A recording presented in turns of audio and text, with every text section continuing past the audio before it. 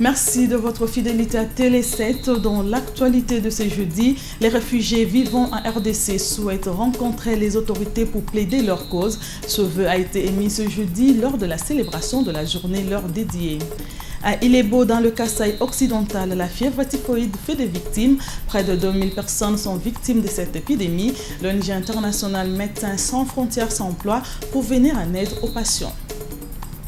La drépanocytose, cette maladie qui divise de foyers, ses causes ont été expliquées mercredi lors de la cérémonie de collecte de fonds organisée pour la prise en charge de drépanocytaires. Une exposition sur cette maladie a été organisée dans la salle de conférence de la BCDC, une façon de célébrer la journée des drépanocytaires. Voilà tout pour le sommaire. Bonne nouvelle pour les Congolais, le 21 étudiants congolais arrêtés en Inde le samedi dernier ont été libérés ce jeudi 20 juin, a affirmé l'ambassadeur de la RDC en Inde, François Balumwene. Selon les diplomates congolais, les poursuites judiciaires contre ces étudiants ont été annulées. L'ambassadeur congolais a aussi indiqué que les étudiants congolais qui avaient reçu des coups ont été soignés. Interrogé sur les comportements futurs de ces étudiants, le diplomate a déclaré leur avoir demandé d'éviter de se confronter aux Indiens. Revenons à ce bras de fer entre la RDC et l'Inde. La pression exercée par Kinshasa à la suite de l'arrestation pour le moins arbitraire de 21 étudiants congolais en Inde a fini par payer. 17 de ces jeunes étudiants ont été libérés dans la soirée du 19 juin. Désormais, où qu'ils soient, les Congolais ont droit à la protection de l'État congolais. New Delhi a fait semblant de méconnaître cette évidence. Il a été vite ramené à la raison. Les manifestations qui ont suivi ces arrestations donne la preuve que l'unité indétrônable de la RDC. Commentaire de la rédaction avec Oscar Bakandowa. L'affaire des étudiants congolais arrêtés en Inde qui a failli obscurcir les relations au beau fixe entre les deux pays a connu un début de dénouement. Mercredi dans la soirée, selon des sources officielles, soit 3 jours après l'incarcération de ces étudiants par la police indienne. Contraint sans doute par la tournure que prenait l'affaire à travers le pays, le gouvernement n'a pas transigé avec les moyens diplomatiques à sa disposition pour amener les autorités indiennes à décanter le plus tôt possible la situation.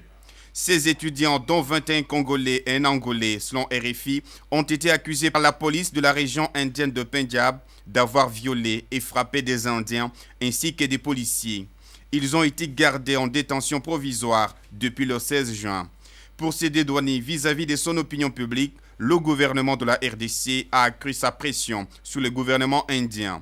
Apparemment, New Delhi n'a pas été sourd avec le ton dur, mais courtois de Kinshasa. Si bien qu'il a même pris des cours, les Congolaises en libérant dans la soirée de mercredi 17 de 21 jeunes étudiants congolais incarcérés depuis quelques jours. Kinshasa, en riposte au traitement dégradant infligé à ces jeunes Congolais, des représailles certes isolées ont été signalées sur certains sujets indiens.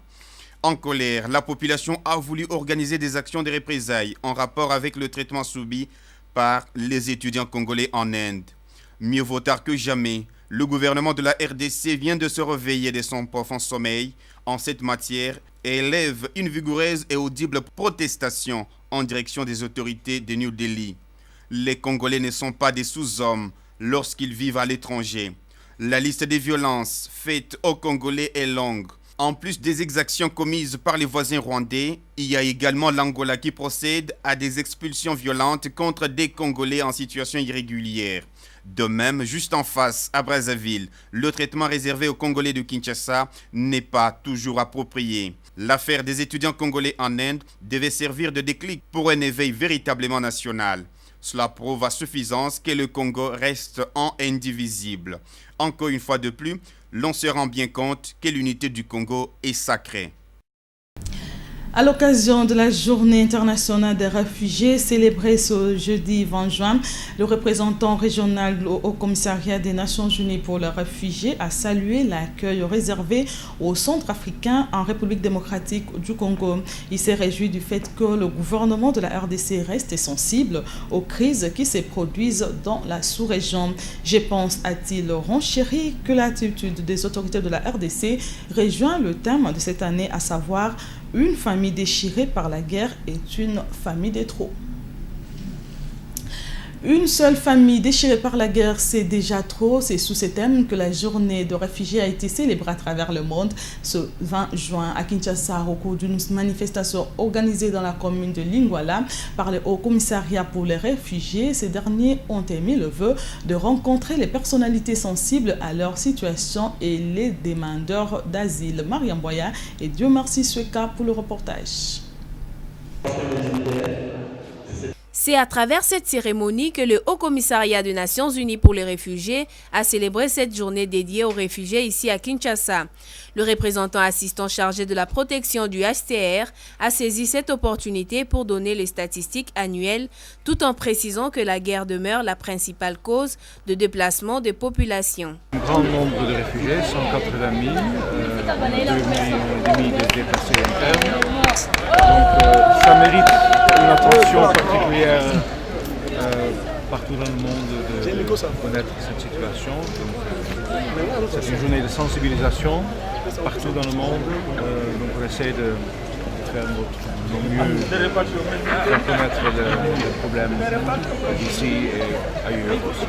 Pour sa part, la représentante des réfugiés ici présente trace le tableau sombre de demandeurs d'asile et des réfugiés parmi lesquels figurent les viols horribles, l'enrôlement par force des enfants mineurs et innocents au sein de groupes de belligérants. Déracinés de leur propre pays pour divers causes, en l'occurrence la persécution, l'intolérance politique, les violations massives des droits de l'homme. Cette journée n'est non pas un événement de joie, mais une journée de méditation et d'interpellation.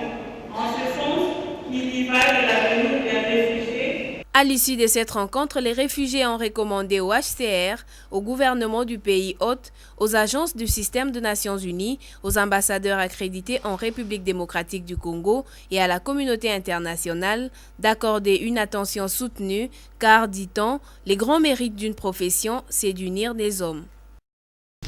En séjour au Katanga, le vice-premier ministre et ministre du Budget a visité avec le gouverneur de cette province les différents chantiers de la ville de Lubumbashi. Une occasion pour Moïse Katumbi de solliciter le soutien financier du gouvernement central pour poursuivre les travaux et améliorer les allocations dans le cadre du budget 2014 qui est en préparation. Suivez. Ce n'est plus un doute, la sécurité est totalement rétablie ici à la Rouachi. Comme en témoigne cette mobilisation spontanée de la population à l'arrivée de Moïse Katumbi Chapwe, le gouverneur tenait à faire vivre cette réalité au délégué du gouvernement central en mission officielle dans sa province, Daniel Mukoko Samba. La Rouachi, c'est la commune empruntée par les ennemis de la paix pour tenter une épreuve de force avant d'être repoussée. Grenier agricole, le Katanga veut l'être aussi. C'est sur la route de Kinshasa qu'est en train d'être monté voilà 3 ans déjà ce moulin, le plus moderne de l'Afrique centrale, avec capacité de traitement de 6 000 tonnes de maïs par silo, coût d'investissement 25 millions de dollars. Nous préparons le budget 2014. Donc de voir comment chaque année nous pouvons améliorer la qualité de notre budget pour que le budget ne soit pas une source de gaspillage de ressources, mais nous devons donc savoir utiliser chaque franc que nous dépensons. Le vice-premier ministre du budget a aussi découvert l'ambition cachée de la province, celle de donner à l'Afrique un champion olympique dans la natation. Et dans cette logique, le gouvernement provincial du Katanga a construit cette piscine olympique. Lubumbashi, c'est aussi ses moteurs, des engins qui tournent pour agrandir, construire, asphalter la voirie urbaine. Avec cette politique, ils sont de plus en plus nombreux, ces quartiers qui prennent de la valeur à l'arrivée de la route, de la modernité. L'autre image forte, ce sont ces ouvriers concentrés pour jeter des ponts sur des rivières et relier différents quartiers. Pour le gouverneur Moïse Katumbi, c'est une satisfaction pour lui de faire visiter au vice-premier ministre tous ces chantiers de la ville de Lubumbashi afin de solliciter un appui financier conséquent du gouvernement central dans le cadre des crédits d'investissement pour poursuivre les travaux et améliorer les allocations dans le cadre du budget 2014 en préparation. Pour sa part, le gouvernement provincial du Bas-Congo, déterminé à développer le secteur agricole dans cette partie de la RDC, vient de signer avec le gouvernement central à travers son ministre de l'Agriculture un partenariat pour favoriser l'exécution du programme agricole dans cette province. La cérémonie s'est déroulée en présence de quelques membres du gouvernement qui ont accompagné le Premier ministre au lancement du premier tour du cycliste du Congo à Matadi. Suivez. Le ministre de l'Agriculture et du Développement rural, Vamwiti Jean Chrysostome, se donne comme agenda appliqué à la lettre la politique d'initiative croisée dans toutes les provinces initiées dans le cadre du partenariat public-privé pour les investissements agricoles, pour financer et doter les campagnes agricoles des moyens conséquents. Et cela va également dans le sens de la décentralisation, l'identification des activités à mener, des fournisseurs et des prestataires. Et l'exécution, ça sera fait par chaque gouvernement provincial. Ainsi, le Bas-Congo est la deuxième province qui vient de conclure un partenariat avec le gouvernement central pour l'exécution des campagnes agricoles provinciales. 5 ministres ayant été de la suite du Premier ministre pour le lancement du premier tour cycliste international en République démocratique du Congo, en l'occurrence, le ministre délégué aux Finances, les ministres du portefeuille, de la fonction publique, de l'enseignement primaire, secondaire et professionnel et du genre et famille ont été témoins de l'acte d'engagement matérialisé par la signature du contrat entre le gouvernement, par l'entremise du ministre de l'Agriculture et du Développement rural, Vamwiti Jean Chrysostome, et le gouvernement du Bas-Congo, représenté par le gouverneur Jacques Mbadou et tout son exécutif. Et nous voilà maintenant avec le ministre de l'Agriculture pour la campagne agricole 2013-2014. Donc c'est un honneur pour le Bas-Congo d'accueillir tous les membres du gouvernement central ici dans notre province pour lancer, pour débuter des programmes. Ce n'est pas un fait du hasard, ça traduit la coopération, la disponibilité du gouvernement provincial du Bas-Congo vis-à-vis à tout ce qui s'est fait au niveau central, que nous acceptons et que nous prolongeons dans la province. Parce que n'oubliez pas que nous sommes l'amplification, ou sinon même le prolongement du gouvernement central. Les élus de Kinshasa, réunis en plénière mercredi dans la salle de conférence du collège Boboto, n'ont pas pu voter l'édit modifié de la Direction générale de recettes de Kinshasa, faute de quorum. Toutefois, la représentation provinciale a décidé de doter cette régie financière provinciale des moyens en vue de permettre la croissance rapide de la ville de Kinshasa. Rosine Martin Bouyamba et Evelyne Chibola. Le débat sur l'édit qui crée la Direction générale des recettes de Kinshasa est plus qu'important selon les élus de la ville de Kinshasa. La réélecture de ce texte a connu quelques difficultés liées à l'absence du quorum des décisions. Le rapporteur de cette chambre parlementaire explique quelques ambiguïtés contenues dans certains articles, ce qui n'empêche pas que cet édit soit voté, rassure Richard Bakizolele. C'est ainsi que le bureau a pris l'engagement avec la commission COFIN de reformuler cette histoire, cet article pour que la prochaine fois on puisse voter globalement ces articles. La Chambre de représentants de la capitale entend à travers cette loi doter la ville de Kinshasa d'une structure ayant une personnalité juridique pour mobiliser un peu plus de recettes pour le développement de la ville.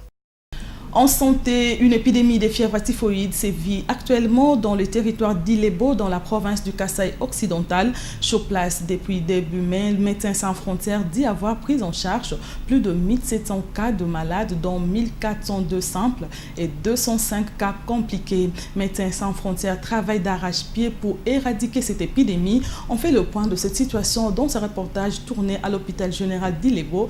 Rosawazi pour les détails.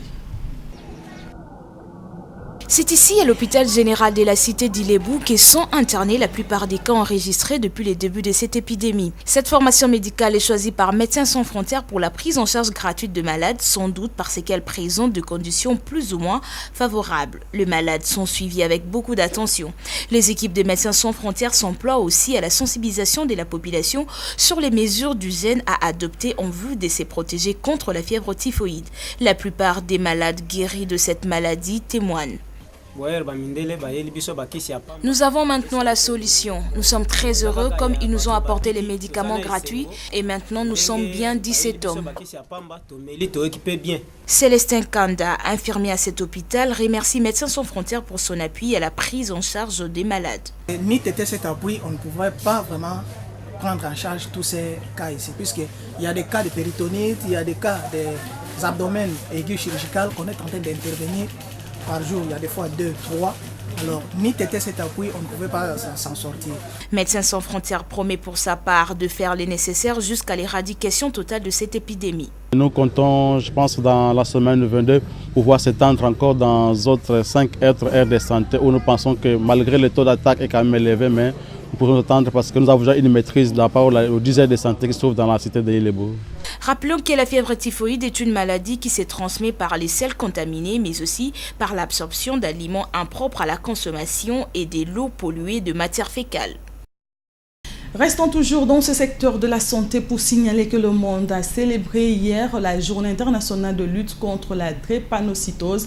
Le réseau Drépano SS a profité de cette occasion pour organiser une exposition des différents tableaux illustrant cette maladie. Une manière pour cette organisation de demander aux différents partenaires de soutenir cette initiative. L'activité a eu lieu dans la salle de conférence de la BCDC à Gombe. Jemima Mogo. Devant un parterre d'hommes d'affaires, le réseau Drépano SS présente les tableaux qui disent tout sur cette horrible maladie. Il s'agit entre autres des images qui retracent des origines de cette maladie génétique. Les efforts consentis depuis plus de 5 mois donnent aujourd'hui des résultats, expliquent les organisateurs qui ne manquent pas de faire un plaidoyer à l'intention des opérateurs économiques qui fréquenteront cette banque afin qu'ils mettent eux aussi la main dans la poche pour soutenir cette cause. Dans le hall d'entrée, donc nous n'aurions pas seulement le jour du vernissage ou la soirée du vernissage, mais nous aurions, n'est-ce pas, tous les jours, n'est-ce pas, des clients qui viennent pour leurs affaires d'argent, qui ont un numéro qui les font attendre 20 minutes, qui descendront pour aller voir l'exposition. Donc il y a une capacité d'élargir au-delà de ce qu'on appelle un vernissage. Plus de 120 partenaires se sont engagés pour soutenir les efforts de lutte contre cette maladie dans notre pays, sans doute à cause des actions de terrain que mène le réseau Drépano SS. Toujours en marge de la journée internationale de la drépanocytose, Gisèle Mandaïla, députée bruxelloise, le centre CEFA, le centre hospitalier Moncolé et le centre Mabanga ont organisé une soirée de gala en vue de collecter des fonds dans l'objectif d'accroître la prise en charge de malades. Plus de 29 000 $ américains ont été mobilisés. Les initiateurs de cette soirée ont déploré l'indifférence du pouvoir public face à cette question cruciale. Rosine Martin Bouyamba. Devant les personnalités invitées à cette soirée de gala, Gisèle Mandaïla, son initiatrice, commence par expliquer les raisons de son engagement de la prise en charge des enfants drépanocytaires les plus démunis de la RDC. Son objectif consiste à prendre en charge un peu plus de 100 enfants par an, ce qui coûte 300 € par enfant. La drépanocytose, comme on l'a dit, touche principalement l'Afrique. Plus de 300 enfants présentant une forme grave d'hémoglobinopathie naissent chaque année. Les cris du cœur de la députée bruxelloise n'est pas tombé dans les oreilles des sourds. L'assistance composée des députés, des sénateurs, des mandataires et d'autres cadres a réuni plus de 29 000 $ pour soutenir cette cause. Cette organisation fonctionne sans un quelconque soutien des pouvoirs publics, regrette Gisèle Mandaïla. C'est la deuxième année que je lance l'action drépanocytose et que je l'ai invité pour venir voir, je ne vois toujours rien. Et je suis un peu déçue. Malgré leur bonne volonté, les responsables de cette organisation ne sauront atteindre leur objectif 2013, prendre en charge 100 enfants. Les moyens font cruellement défaut. Des explications sur les causes de cette maladie ont été fournies au cours de cette rencontre par le professeur Tulolo. Pour la même occasion, Kabibi, victime de cette maladie, a décrit toute sa peine, notamment la marginalisation dans la société. Les détails dans ce reportage de Rosine Martin Bouyamba. La drépanocytose, une maladie génétique qui sévit souvent dans les familles pauvres. Quelle est alors l'origine de cette maladie? Le professeur Léon Chilolo explique scientifiquement ce que c'est la drépanocytose.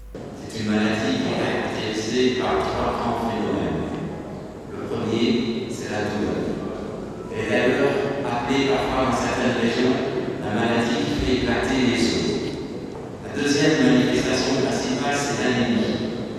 Ces enfants sont anémiques, ils n'ont pas assez de sang.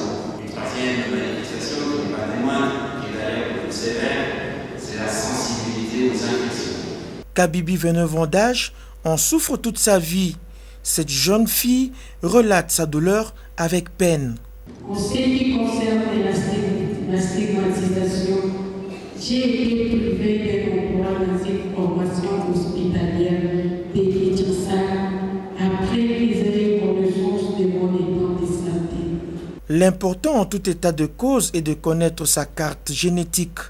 Les invités à la soirée de gala organisée à l'occasion de la célébration de la drépanocytose se sont fait dépister volontairement en vue de prévenir que de guérir. À Malembankoulou, la situation humanitaire reste préoccupante. Ces territoires compteraient près de 40 000 déplacés qui ont fui l'insécurité dans leur localité, a indiqué OCHA ce jeudi 20 juin. Par ailleurs, Malembankoulou est le territoire du district de Olomami le plus touché par la tuberculose. De cas de malnutrition des enfants et des adultes sont aussi signalés. Rendons-nous à Brazzaville, capitale de la République du Congo. Cette ville dispose désormais d'une nouvelle morgue municipale. Son inauguration a eu lieu le mercredi dernier en présence de plusieurs personnalités, dont l'ambassadeur de la RDC à Brazzaville. Les détails dans ce reportage d'Eric Ngamba.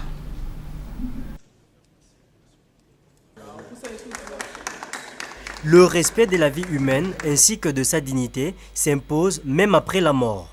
C'est dans ces cadres qu'il a été procédé à l'inauguration de la morgue municipale de Brazzaville. Le premier bâtiment, qui a été financé par la société Sesco, contient 240 places avec notamment 8 tables de lavage, 4 tables d'autopsie, 12 supports de tête et 14 cellules de filtration d'air. Madame Fortunato Chaporon, directrice générale de cette firme, s'est réjouie de cette œuvre. Cette construction emboîte les pas au programme d'assainissement initié par le chef de l'État de la République du Congo. Son Excellence, Monsieur le Président, Denis Sassou Nguesso. Il s'agit du projet programmatique Le chemin de l'avenir. Un grand merci à notre ambassadeur de l'Italie et aussi à l'ambassadeur de la République démocratique du Congo. Sentiment de reconnaissance également pour Ferdinand Malonga, directeur de la morgue. Le bien fondé de cette nouvelle morgue est qu'elle va mettre à l'abri des microbes et d'autres bactéries les agents qui y évoluent, ainsi que les différentes familles qui vont venir.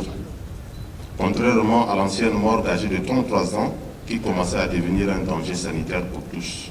Le respect de la mémoire est un devoir, comme le dit Thomas Mann. La mort de l'homme est davantage l'affaire des survivants que la sienne.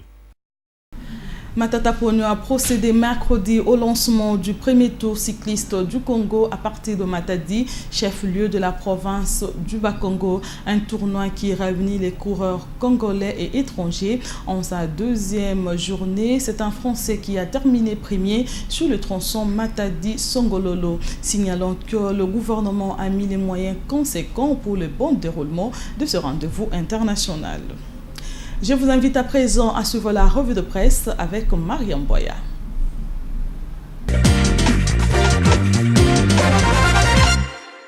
Le bras de fer entre New Delhi et Kinshasa, la détresse de Sultani Makenga, ces sujets occupent la une des journaux parus ce jeudi dans la capitale. Le potentiel en rapport avec la manifestation contre l'arrestation de Congolais en Inde, qui a empêché les Indo-Pakistanais de se rendre sur leur lieu de commerce, voit une forte démonstration de l'unité de la RDC. Le journal soutient que le Congolais a droit à la protection de l'État congolais. New Delhi a fait semblant de méconnaître cette évidence, mais il a été vite ramené à la raison avec le dénouement de cette affaire. La tension devait baisser d'un cran entre les deux capitales. Toutefois, cette manifestation a obtenu gain de cause. 17 de ces 21 jeunes étudiants ont été libérés hier mercredi. Le Phare, sur le même sujet, note que les feuilletons des étudiants congolais arrêtés en Inde sèment une panique chez les Indiens à Kinshasa. Le quotidien souligne que la diplomatie congolaise a fait montre dans le cas sous examen d'une fermeté et d'une célébrité qui ont permis de secouer sérieusement les autorités indiennes. Mais beaucoup pensent que les pressions diplomatiques et les manifestations dans la rue à Kinshasa auraient lourdement pesé dans les dossiers, conclut le confrère. Pour sa part, l'observateur, lui, informe qu'il a fallu que cette affaire d'arrestation d'une vingtaine de Congolais en Inde arrive pour qu'un climat de tension assombrisse les relations au banc fixe de deux pays. Cette affaire n'a pas laissé indifférent des Congolais de tous les horizons, particulièrement les Quinois qui ont protesté à travers la ville. Dans un autre chapitre, le palmarès consacre sa une au rapprochement entre Kagame et Dos Santos alors que la Tanzanie et la RSA l'ont lâché. Le président rwandais est incessamment attendu à Luanda pour un tête-à-tête avec son homologue angolais. Le principal de cette rencontre au plus haut sommet de deux États, la crise congolaise et la situation globale des Grands Lacs ainsi que celle de l'Afrique centrale. Cette annonce a été faite avec pompe par la ministre rwandaise des Affaires étrangères et la date de cette rencontre sera fixée par voie diplomatique, indique ce quotidien. De son côté, l'avenir indique qu'il y a panique générale au M23, Makenga entre la vie et la mort. Il a été touché dans une embuscade par les Forces pour la défense des intérêts du peuple congolais, FDIPC. C'est après l'arrestation et l'interrogatoire imposé à Français Roucho-Goza, ancien chef de la délégation du M23 au pourparlers de Kampala par le service de renseignement rwandais et après qu'il soit obligé d'abandonner la politique, c'est le tour de Ruzangiza, alias Sultani Makenga, c'est lui qui était parvenu à chasser Jean-Marie Runiga de subir la même loi. Est-ce la fin d'une histoire pour ce mouvement rebelle tristement célèbre dans la violation des droits de l'homme ou une simple façon pour le Rwanda de régler le compte à ceux qui ne lui obéissent de plus en plus, s'interroge le tabloïd. Fin de cette revue de presse, Nadine Laing. Merci Mariam Boya pour cette revue de presse. Ce communiqué, la caravane marocaine de partenariat offre de nombreuses opportunités d'affaires pour les entrepreneurs africains. Cette année, cette caravane fera escale à Kinshasa le 26 juin 2013 à partir de 8h au fleuve Congo tel de Kinshasa. Ouvre de nouveaux horizons avec le Maroc, en rencontrant plus de 100 entrepreneurs marocains de 9 secteurs d'activité. Inscription et prise de rendez-vous sur www.meafrica2013.com, Hamza Gazi 081 072 44 71 ou gazi@marocexport.ma. Mesdames et messieurs, c'est la fin de cette édition d'information. Merci de nous avoir suivis et bonne suite de programmes sur Télé 7, la télé républicaine.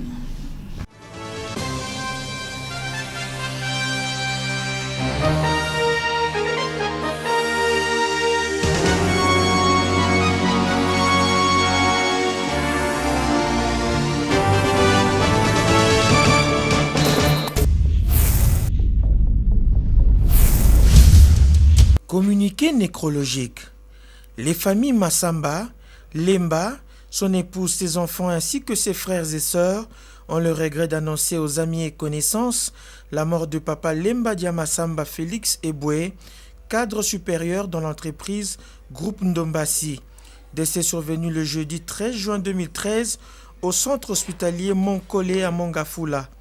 Le deuil se tient à la résidence 6 avenue au Congo, numéro 1599, Binza Upen, commune de Ngalema, référence entrée quartier Bumba.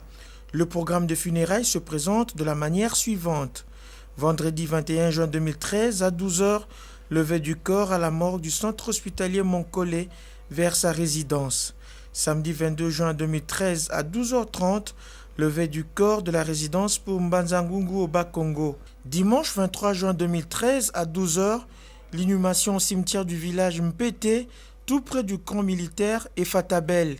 Ce communiqué tient lieu de faire part la famille numéro 099 024 70 80. Communiqué nécrologique. Les familles Massamba, Lemba, son épouse, ses enfants ainsi que ses frères et sœurs ont le regret d'annoncer aux amis et connaissances la mort de papa Lemba Diamassamba Félix Eboué, cadre supérieur dans l'entreprise Groupe Ndombasi. Décès survenu le jeudi 13 juin 2013 au centre hospitalier Moncolé à Mongafula. Le deuil se tient à la résidence 6 avenue au Congo, numéro 1599, Binza-Upen, commune de Ngaliema, référence entrée quartier Bumba.